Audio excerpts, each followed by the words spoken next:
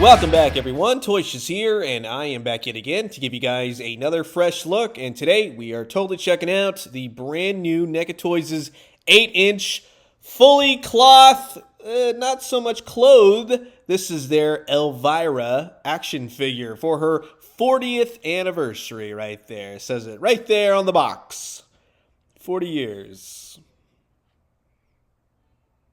Oh my god, the review, yeah. At the top of the box, it says unpleasant dreams, one of her catchphrases, and the sides do have really nice photos of actress Cassandra Peterson, aka ELVIRA, which you get photos of the figure on the back, little write-up, little bio, right, for old ELVIRA, and then on the bottom of the box, the usual, everyone involved with the creation of this particular action figure. And of course, here's the barcode as well. These are starting to hit Target store shelves now. There is also a signed version, right? This one will set you back, what was it, like 35, I believe. The signed version is 100, but if you kind of turn the version that I got right here, she signed it personally. It's not a real signature, but it does the trick, right? You'll be fine.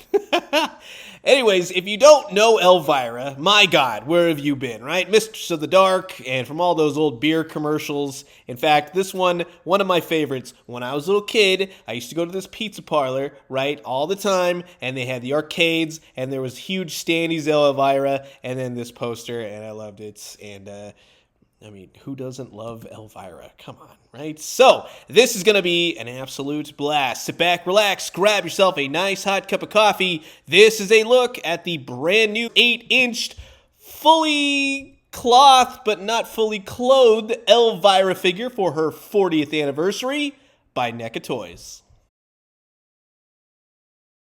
And while I got all you misters and mistresses of the dark here, I just want to say thanks so much for always checking out my YouTube videos. If you haven't already, please do consider subscribing. Old toys, new toys, daily news updates. I guarantee you'll find something here that you like. So we'll kick it off with ELVIRA's accessories. She comes with this really cool, it's just a really nice throwback to all those old horror tropes, horror comics, things in general. It's a skull with a snake in its mouth and the hair, and it's got candles on it, and it's just really well done. There's an eyeball sticking out, so very much that old school horror that only ELVIRA knows how to bring. Nice spider on the side. Everything's very rubber, everything's very soft, so you're not going to break anything, nothing's going to snap off, and I like that they actually did that in case it falls over, yada yada. Now, the head portraits for ELVIRA, I think they actually did a quite fantastic job. You got her classic giant gothic beehive, right? The face is done nice. You got her makeup. You got the long hair. The hair works. I'll show you all that in just a second.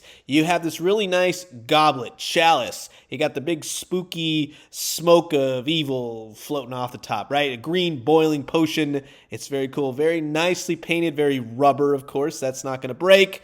Very detailed, very ornate. They really did a nice job on this. Very nice accessories overall, and very befitting of ELVIRA. I do wish they threw in some extra hands, though. I will say that. She does come with a giant flat black stand, and she comes with her trademark dagger, right? Painted nicely gold and red, and you can slide that right into the little holder that she always has on the front of her costume, because ELVIRA is really brought to life here, and I like that they went with two head portraits, the winky face, and then you got the stuff. I'm trying to keep this review like really professional here, but my God, you know, come on. ELVIRA is just woo, you know what I mean? But in all seriousness, they really did a great job on this figure. She's got great legs, she's got the heels, she's got this great cloth skirt, goes all the way around, and it really does move with the articulation that they've given this figure. I'll tell you that all day. Now, in terms of the arms, she has double jointed elbows.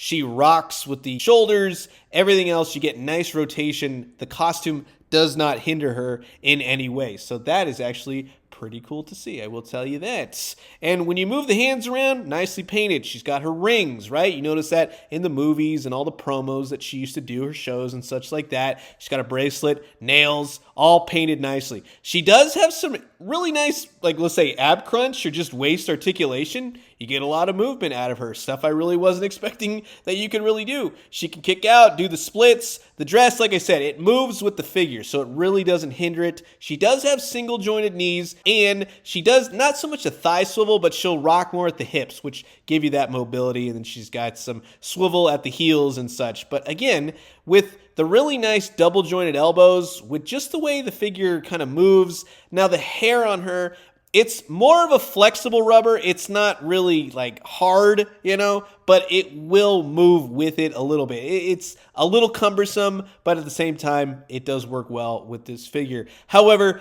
you can't exactly get her into, let's say, that traditional Elvira pose. You know the one I'm talking about?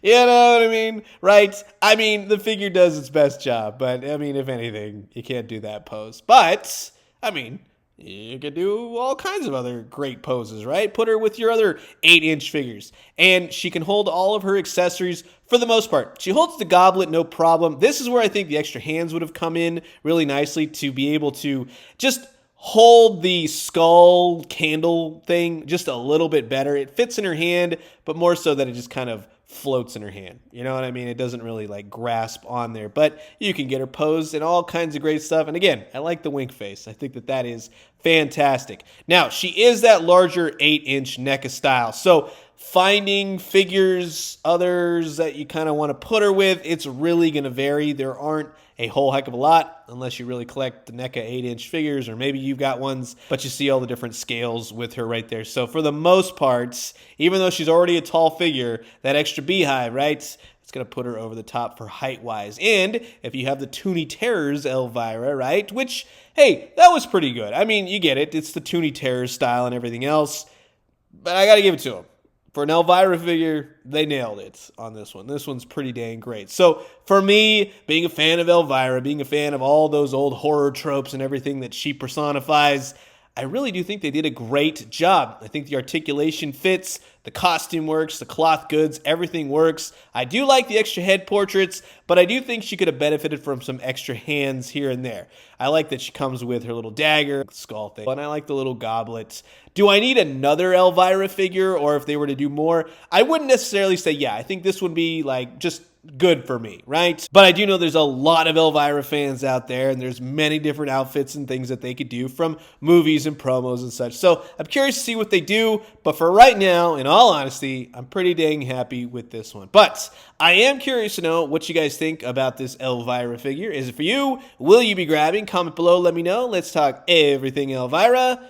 And I'm going to leave you guys with that. As always, drink some great coffee, eat some great food, but most importantly, remember, have a great week and unpleasant dreams. And when you do, let me know what you found. I'll talk to you guys soon. Adios.